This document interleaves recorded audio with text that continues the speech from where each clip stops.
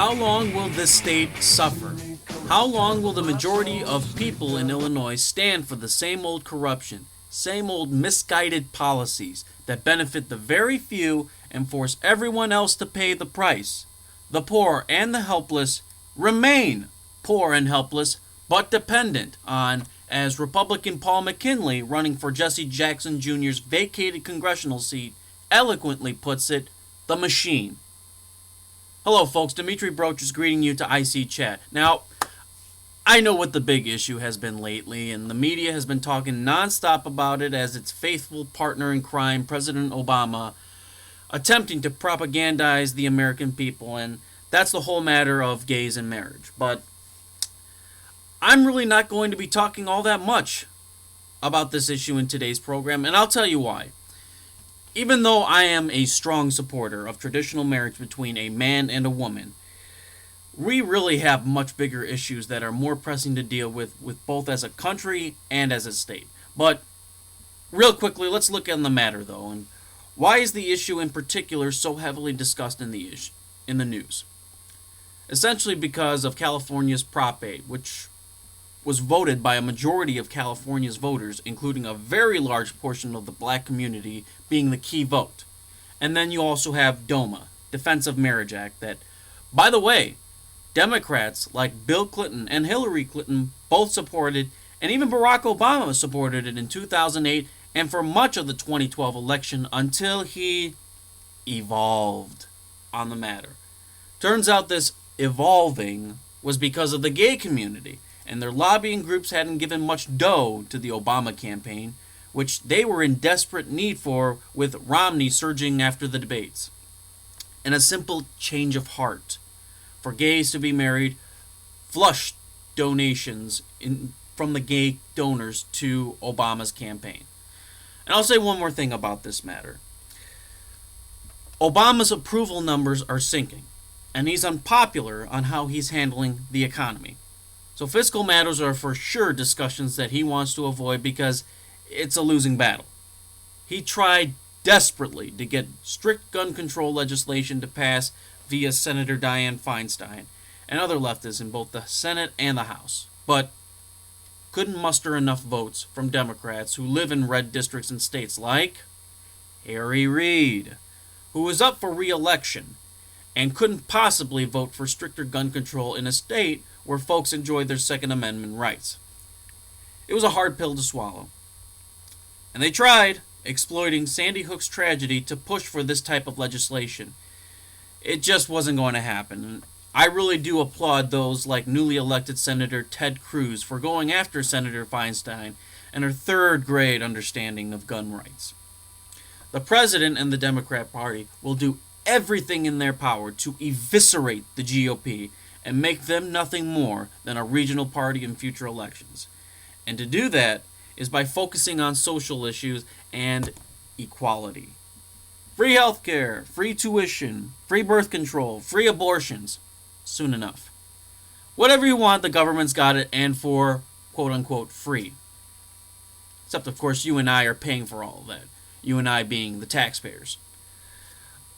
But what's it matter to someone who doesn't pay any taxes? Instead, depends on the government for all their wants and needs. That's why all this talk about the economy, unemployment numbers, and few jobs created. For somebody who leeches on government aid, the numbers don't matter to them. Getting a job means getting off from many of that free stuff that they've been getting. Why work and put any effort getting to do anything that they want to when not working and sitting your butt at home? By the way, with government assistance and aid, they can get free phone and insurance. Now, I'm not suggesting all those that don't currently have a job and have to depend on some type of government benefits are all bad and lazy. Not at all. Long term, those that have been on these programs long term, that have done very little to no actually seeking out finding jobs, that's where I have a beef with. Bring it back to Illinois and what's going on in this state. With Democrat majorities, the majority of voters gave a mandate to Michael Madigan that we want you and your party to continue your ridiculously high spending and legislation with veto-proof majorities in both chambers and the governor's mansions for tax hikes, more regulations, all that good stuff here in the land of Lincoln. Suddenly, the winter weather isn't the absolute worst thing about this state, although it is pretty bad. But getting back to where I was in the beginning, how long, or rather, what will it take for the majority of folks in this state to say enough? Enough of the massive tax hikes that help none of us but benefit the crony, corrupt best friends of Mayor Rahm Emanuel, Chicago's teacher union president Karen Lewis, and Madigan and his band of puppeteers pulling the strings in Springfield. Will it take another severe downgrade in Illinois' credit ratings to get us to wake up? This last downgrade cost Illinois taxpayers an additional $95 million in interest. The pension crisis isn't going away. Many good legislators are scrambling to find ways to address the matter while not cutting pensions to folks here, even though the party's leadership in each legislative chamber have their own ideas. You know, maybe enough people to care will just never happen. Those who do will probably just end up leaving the state in droves to escape the corruption, the high taxes, and the weather. And all that will be left are people who will be the ones left behind accountable to decide how to fix this gargantuan mess that they are solely responsible for making. Now, let's switch gears here and talk about someone who's been in the news quite a bit here in Illinois. Pat Brady. Some background information about who Pat Brady is. He is the current head of the Illinois Republican Party after succeeding Andy McKenna in 2009. A brief timeline of Brady's chairmanship goes as follows. In 2010, the Republicans did a fantastic job at the congressional level, defeating 4 incumbent Democrats, ushering in the likes of Bobby Schilling in the Quad Cities, Joe Walsh in the Northwest suburbs, Randy Hultgren defeating Bill Foster, Adam Kinzinger in Will and Kankakee counties, and holding on to Mark Kirk's old district with Bob Dole getting the win. And of course, with Mark Kirk winning the Senate seat over Obama's good friend Alexei Janulius. It was a good year in Illinois, at least in the congressional and Senate races. However, Republican Bill Brady, no relation, lost the governor's race to Pat Quinn by a relatively narrow 32,000 votes, despite Quinn winning only 3 counties out of a total 102 in the state. So fast forward to 2012 in the GOP primaries, where Pat Brady not only openly supported a candidate, he even served as that candidate's campaign manager versus another GOP candidate. Geneva Mayor Kevin Burns was assisted by Pat Brady in his run for Kane County Board Chairman against former state senator and member of the conservative group of state senators known as the Fab Five, Chris Lawson. Clearly, Brady was backing the moderate Kevin Burns in this race, and because Brady resides in St. Charles, within Kane County, he believed he could affect the outcome of the race in his own backyard. After a very nasty and ugly primary battle, Lawson managed to win, but this race, among other races going on in Illinois at the same time, revealed the internal battle between the GOP's moderate establishment and the conservative grassroots wing. Last year, several Republicans, some of which were in leadership positions in both the State House and State Senate, voted in favor of bringing Obamacare to Illinois 2 years early. Where was Pat Brady whipping the GOP members into shape to say not only no, but hell no to Obamacare? Then the 2012 election, which, okay, fine, it wasn't a good year for the National Republican Party, I'll give you that, but what happened in Illinois and the results there alone should have resulted in Pat Brady's immediate departure. Because the Democrats retained control of both the State Senate and State House in 2010, in addition to keeping the governor's mansion, they were able to create new district maps for the state from the last census. The maps, both for the congressional and state legislative districts, were horribly redrawn in favor to the Democrats. That resulted in a potentially nasty primary race between the two freshman Republican congressmen Randy Hultgren and Joe Walsh for the newly redrawn 14th congressional district, encompassing parts of their old districts. But Joe Walsh decided instead that he would run in his current 8th district, but in a very new and very unfamiliar areas drawn specifically by the Democrats to get Tammy Duckworth, Obama's close pal, to win.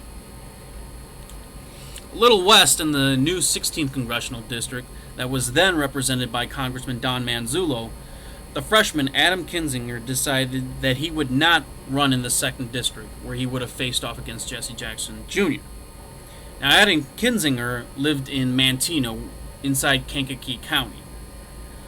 And so he decided instead that he would jump into the 16th district against Manzullo.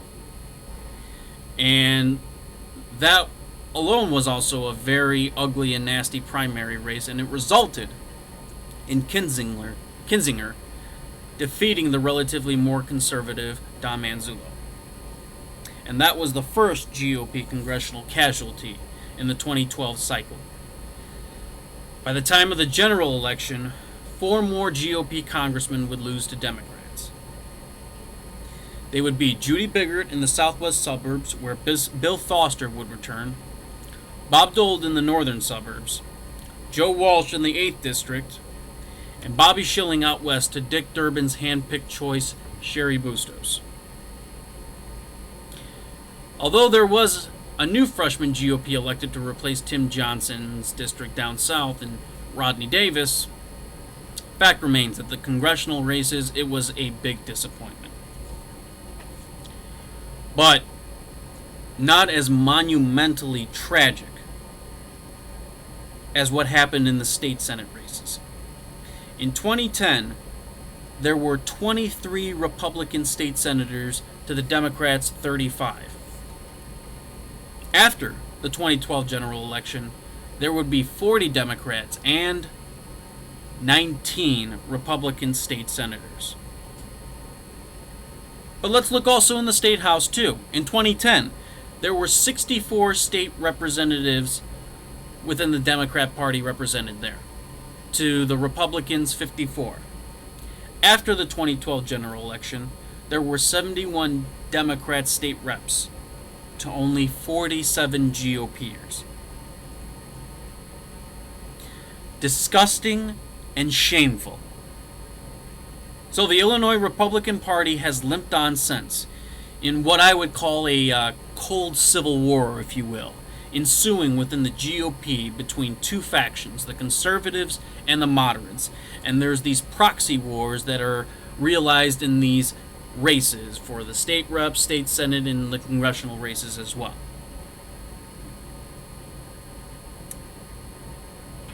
Then GOP leaders crafted legislation and passed the new law with Democrats to give driver's licenses to 250,000 illegal aliens in Illinois. Many conservatives of which were dazed and stunned about how things within the party have taken such a turn to the moderate and even slightly liberal left.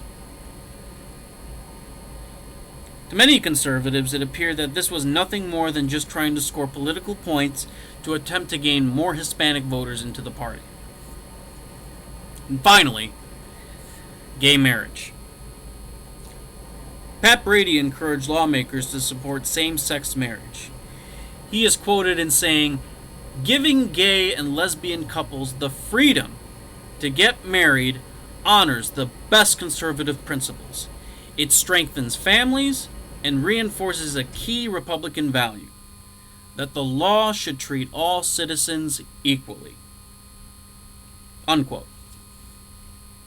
This apparently was the final straw for many Republicans, conservatives and moderates alike, resulting in calls by several of the state central committee within the GOP to see Pat Brady step down. Jim Oberweis, recently elected to state senate, is also a state central committeeman and has led the charge seeing Brady's departure by attempting to organize other state central committeemen for enough votes to vote him out of the chairmanship. Now, there are Republicans out there who some support same-sex marriage, some like myself support traditional marriage. Fine, fine. We can disagree on that. The driver's licenses for illegals, fine. Conservatives and moderates can also disagree on that. But what both conservatives and moderates should agree together, no matter who is in leadership, conservative or moderate, of the GOP, is that the leadership does everything in their power to win elections. And if someone fails winning elections and has a significantly disastrous election season like in 2012, performance counts. And Pat Brady's performance as a state party chairman has been a failure in winning elections, gaining enough revenue to divert to productive efforts and activities that will result in more wins. That just didn't happen. Now, I'm not saying that the GOP would have won a majority in the state Senate or even in the state House. But seriously? 19 state senators from 23? 47 from 54 in the state House? That's what matters at the end of the day. Both factions within the Republican Party can agree to that. That if you lose hard, you clean shop and find replacements who are capable enough to win for the party. Gay marriage, driver's licenses for illegals may be important issues. But if the Republican Party wants to be taken seriously again in this state and not reduced to areas outside of Chicago and other downstate urban cities, we have got to work together with the grassroots organizations and individuals and help them as they bust their asses, knocking on doors, making the phone calls, putting up the signs in all kinds of weather. Sunny, rainy, snowy, windy. They do the grunt work. Help them out and listen to them. And someday, we may not turn the state red, but with better leadership and one determined to stick with the Republican Party's platform and working closely with grassroots organizations, Illinois can at least turn purple. That's all we want. That's it. That's all we want. At least be competitive again. And have presidential candidates come to Illinois not just for fundraisers, but actually believe that this state has a shot of going into the GOP column. It shouldn't be something dismissed by the higher-ups. It should be an ambitious but hard-working goal that conservatives and moderates alike could work together in making happen. Or am I wrong? I could very well be so. But whining and crying is easy. I like to be optimistic and attempt to make an effort in finding ways, methods, to win. Yeah, the Democrats are powerful. They have a lot of sway and influence in Illinois, and I'm sure they've even got some of the strings within the Illinois GOP. I'm not saying Pat Brady is allowing it, but with someone whose performance like his, he's not a good leader. A good, capable leader will identify bad seeds within the party and sever those ties and strings immediately and begin picking up the pieces to make our party matter again and win governor's races, more congressional races, Senate races, and get majorities again in both the state Senate and state House, and finally repel the Chicago machine. One county, one city should not dictate everything that goes on in a state like ours. And joining us now on the show is our first guest. For those who may not know who he is, he ran as the 2010 GOP nominee in the lieutenant governor's race. In 2012, he ran for Congress in the 12th Congressional District in the Metro East area. He is vice president of his family's company, RP Lumber, and is also an intelligence officer for the U.S. Naval Reserves. That's an exciting life right there. Jason Plummer, how you doing? I'm doing well, thanks, Dimitri. It's great to be on the show. Great. Well, let's get right to it.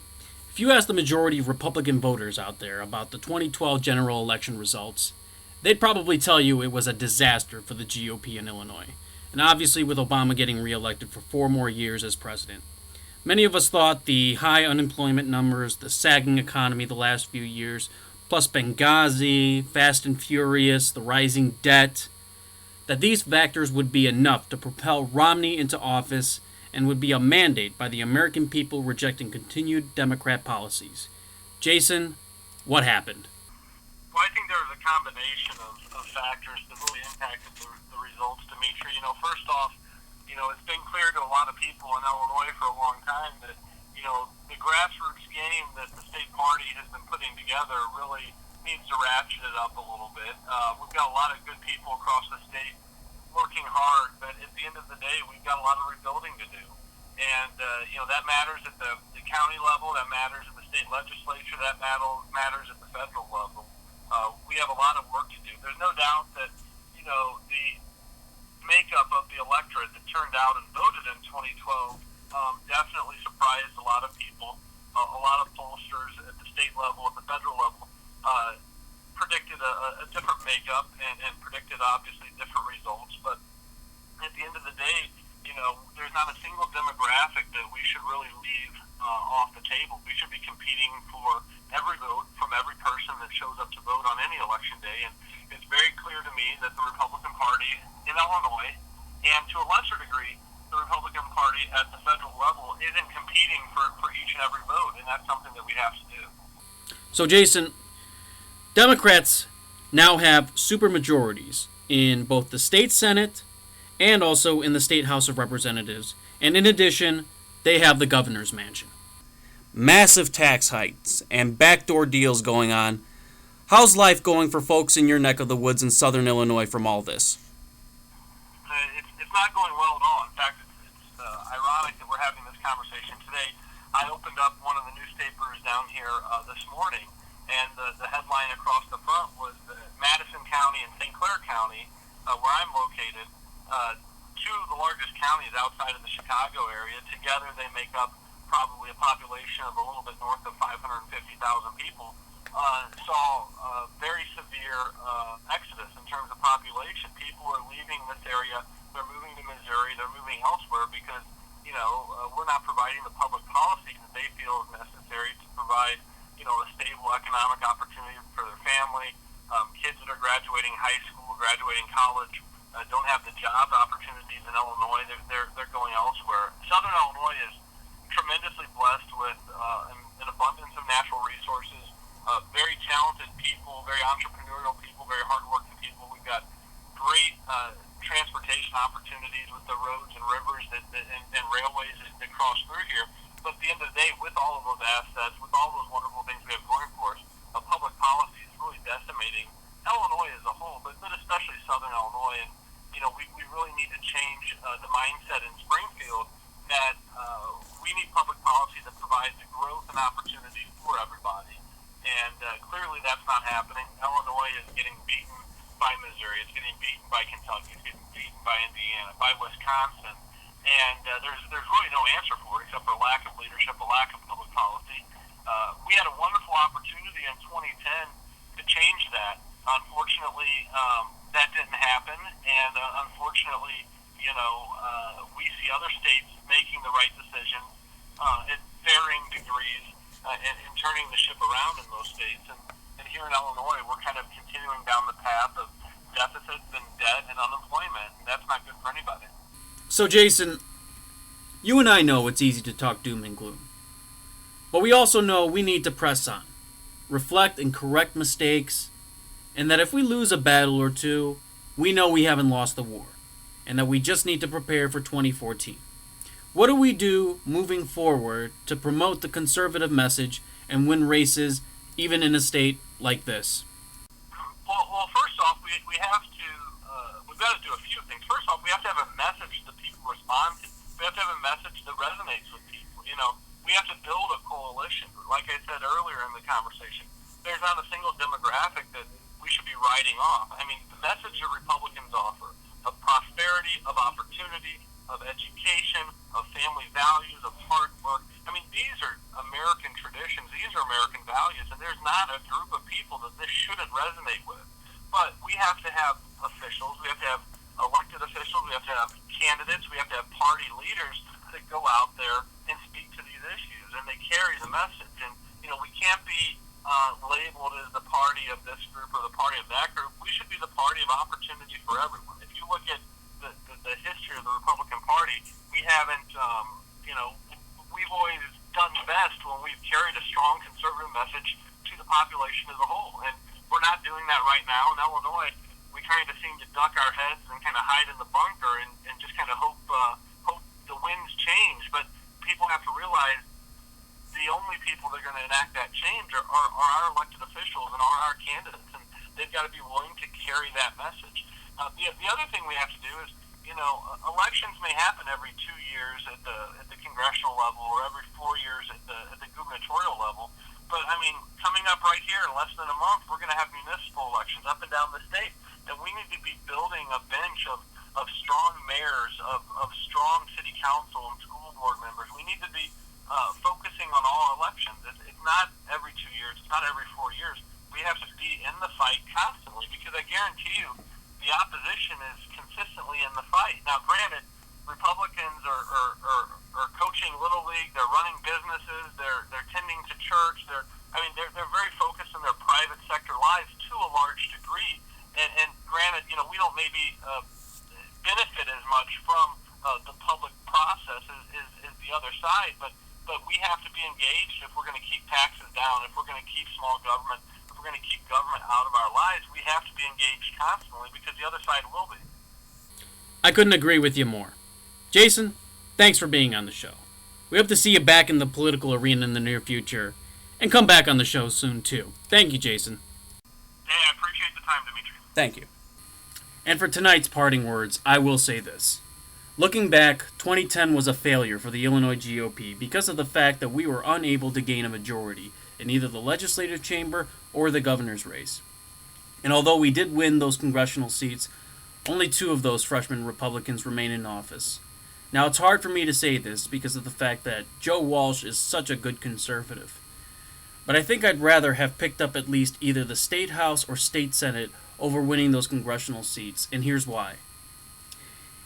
Even if I had it my way, and if Joe Walsh lost in 2010, with redistricting and at least Republicans having more of a say at the bargaining table for the 2012 redistricting maps, Joe Walsh would have had a better chance in winning a congressional seat in a more friendlier district than what he would have faced now with Duckworth's 8th district. And I'm saying Joe Walsh, but this could be also applied to other candidates too, like Bobby Schilling. I think he would have won with a more friendlier district out west. Judy Biggert, Bob Dole, any of those people, even the ones that aren't necessarily so conservative like some of the ones that I just mentioned. But regardless, Republicans, I think, would have had a better chance if they would have had a say in Springfield when they were drawing up the maps. Instead, we had supermajority Democrats having all the say. Maybe they would have had friendlier districts. Maybe, maybe not. Who knows? But I do know this. When we are approaching the next census less than 10 years from now, Republicans must put all their resources in getting Republicans to win big at the state level, so that we don't have the same fiasco occur like what happened before. And in 2012, this is the nightmare that we have to deal with for the next decade. Lesson learned. This is Dimitri Broches. Thanks everyone for listening. If you have any questions for the show, comments, suggestions, even a bone to pick with me, send us an email at ilconservativechat@gmail.com. That's ilconservativechat@gmail.com. Thanks again for joining us. Our next episode is April 15th at 6:30 p.m. So long, good night, and keep up the good fight.